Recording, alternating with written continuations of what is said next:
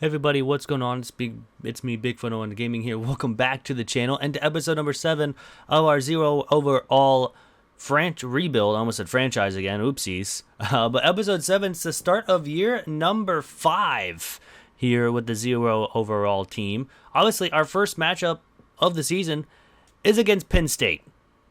In Penn State.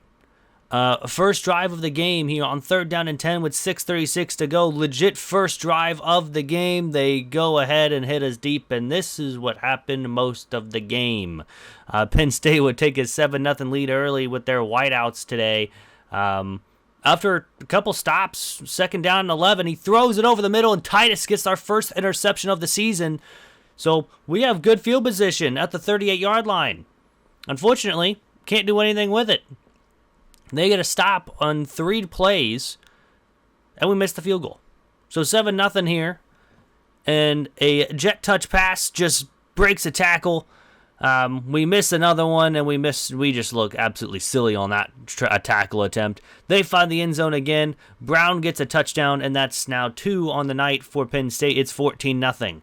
Our offense need to find something here. We end up finding Clifford. He breaks away from his defender, and he goes all the way for a touchdown to make this now a 7-point game with 14-7. Browns killed us. 2 catches, 110 yards, and 2 touchdowns. Unfortunately, it wasn't easier for us. They find the back out of the backfield and finds the end zone. We try to run main coverage. That was not a great idea. And he gets his first catch and his first touchdown of the season. So now it's 21-7 here with Penn State in only the second quarter.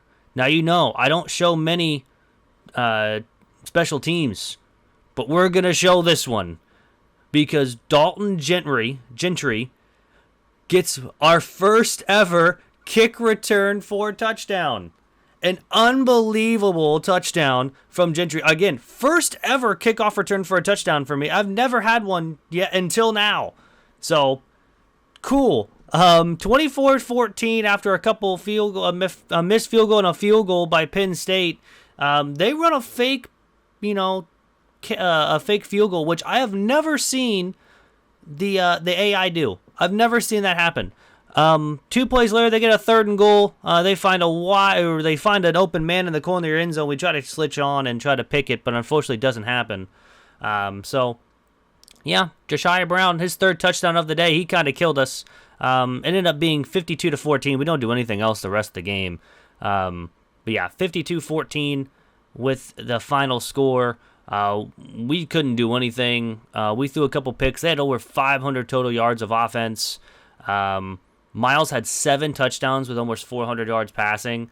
Not a great game from us. Not at all. To'o, 21 for 30, 206 yards, 1 touchdown, 1 interception. O'Malley, 10 for 49.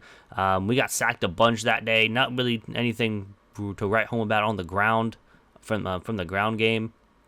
Receiving game, Clifford had 6 catches for 100 yards and a touchdown. That's about it. Wayne had 5 for 14, Haslam 4 for 39, Gentry 3 for 32, O'Malley 3 for 21, and Rosau had 2 drops. Again, a lot of sacks. Receiving one, a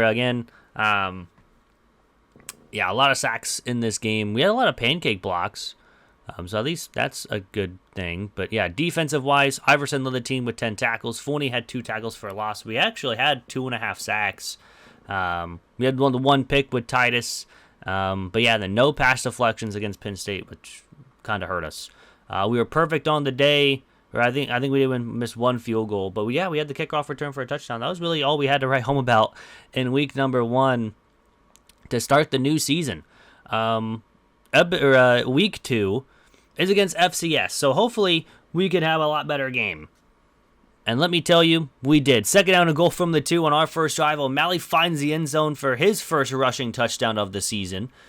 And we go up early, 7-0 on FCS. Now, on their next drive, they drive down the field pretty quickly to get to the 15-yard line.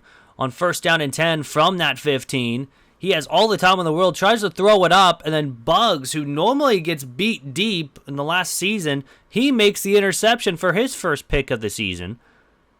But unfortunately, we only get a field goal. Now, 10-0 lead. He misses a tackle, and then I don't know what our defender was doing there to try to tackle him. He just kind of kind of got sucked into that block. But yeah, now 10-7 on a 3rd and goal from the 7. I mean, to find a way to get in the end zone here to take back a 10-point lead. No one is watching To'o, and he finds the end zone for a rushing touchdown. He had a night in this game. I think he had over 100 rushing yards as well in this game alone. FCS would put up a touchdown to make it 17-14 with 2:20 to go here in the first half. They try to throw it deep, and Bolin gets the interception for his first pick of the season. And all of a sudden, we got the ball back with 2 minutes to go. Now a minute to go here in the first half. 17-14 lead. Again, what they don't notice is To'o can run, and he finds the end zone again for his second rushing touchdown of the season. And he's got 91 yards already in the first half. In the first half alone. Second goal here is 31-14. We kind of jump ahead a little bit here. We find the end zone again with O'Malley. That's his 3rd rushing touchdown of the game. And we win pretty decidedly. O'Malley had 4 rushing touchdowns on the day.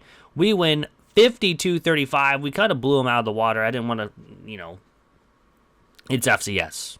I'm not going to have all the highlights from FCS in this game. But yeah, our first win of the season comes against FCS Northwest. We scored 10 points in every single quarter. 10 in the first and then 14 in the next 3 quarters, so that pretty decidedly. O'Malley, 100 yards on the ground. To'o, 100 yards on the ground. We had 6 rushing touchdowns this game. Haslam had the only receiving touchdowns, also had 100 yards through the air as well.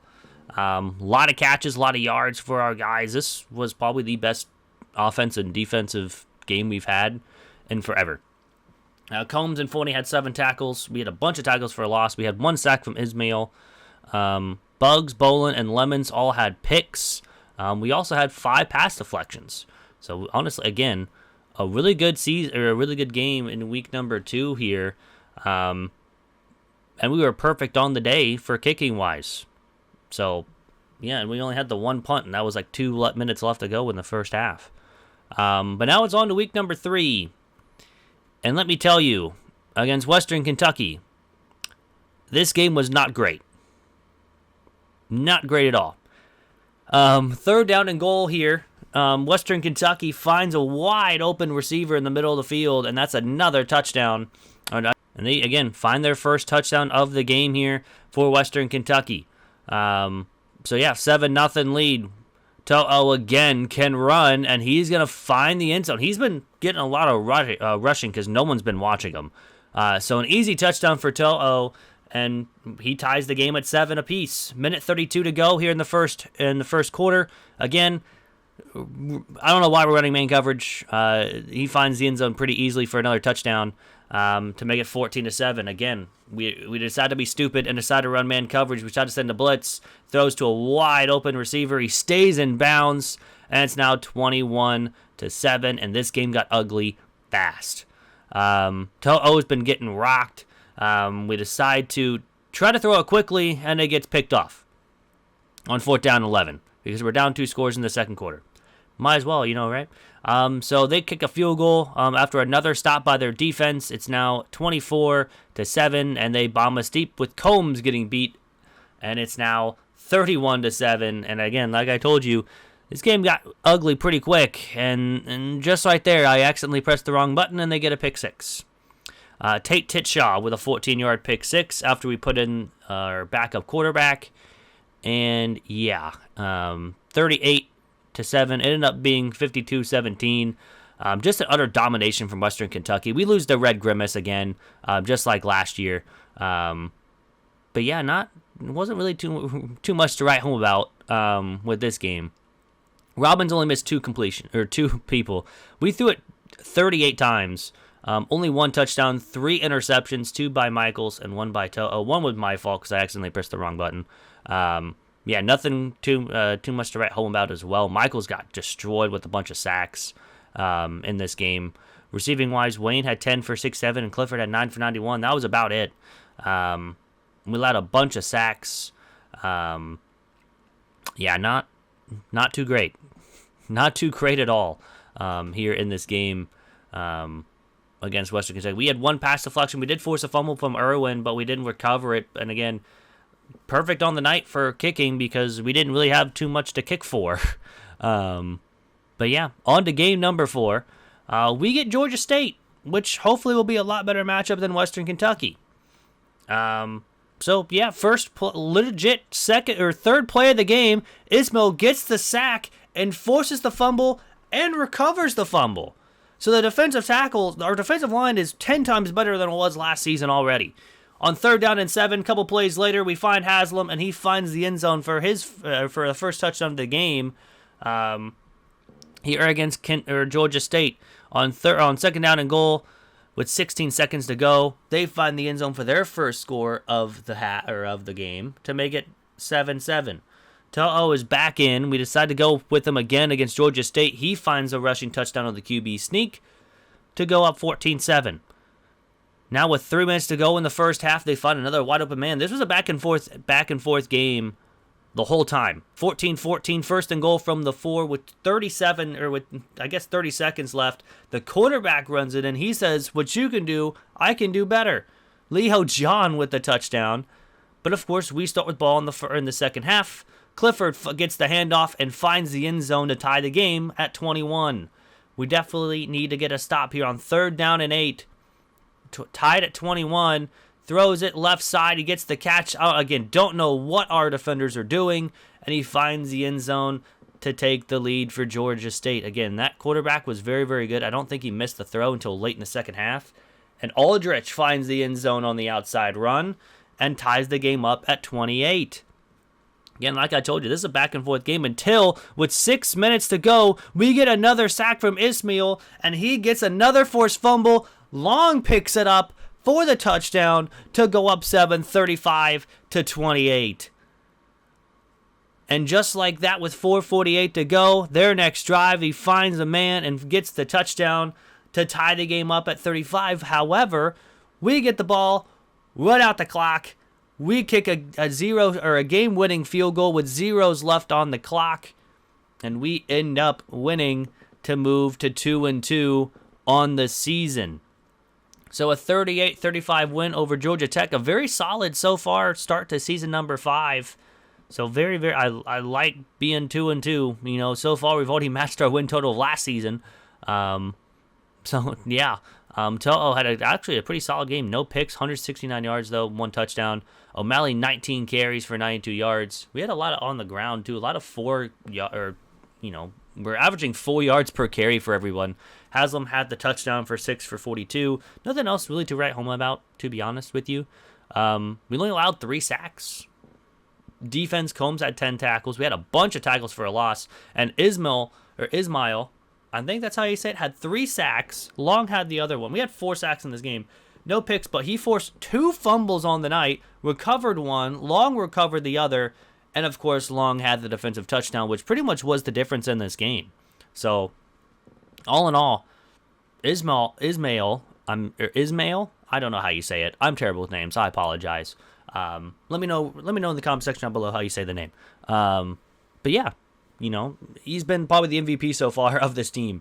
But again, if you guys do want a player in this dynasty, let me know in the comment section down below. Just write a name and say who you want to take over. We actually have a bunch of guys already taken up here, or not taken up, but already committed already. So, and we're going after more guys as well. We already have a 3-star wide receiver, a 3-star outside linebacker, a 3-star middle linebacker, center, right guard, a 2-star left guard, who hopefully will be beneficial for our offensive line, getting those upgraded. Another 3-star halfback, a 2-star, and yeah, that's about it. So we have 7 already committed. Again, if you guys do want a player on this dynasty, it'll show up right here on the screen, and we can go ahead and add you in. And yeah, you can see what your player can do either in 5 seasons with the team. You never know. And yeah, we're also going after a corner, and we're honestly about to sign a lot more guys too, especially with some of the guys that we added on late in the thing. So yeah, that's gonna do it for me. Hope you guys enjoyed episode number 7 of the Overall Dynasty. Hope you guys see you next time. I'm out. Peace.